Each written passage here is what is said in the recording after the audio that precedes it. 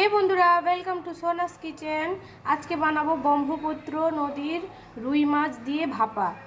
ব্রহ্মপুত্র নদীর রুই মাছ দিয়ে ভাপা বানানোর জন্য এই সামগ্রীগুলো লাগবে রসুন, কাঁচা লঙ্কা, বাদাম, চিনে বাদাম, কালো ও হলুদ সর্ষে।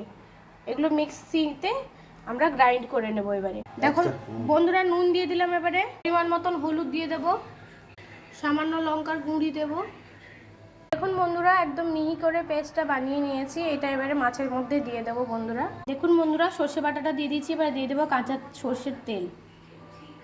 বন্ধুরা, এবার হাতের সাহায্যে মাখিয়ে নেব মশলাগুলোকে মাছের ভিতরে ভালো করে।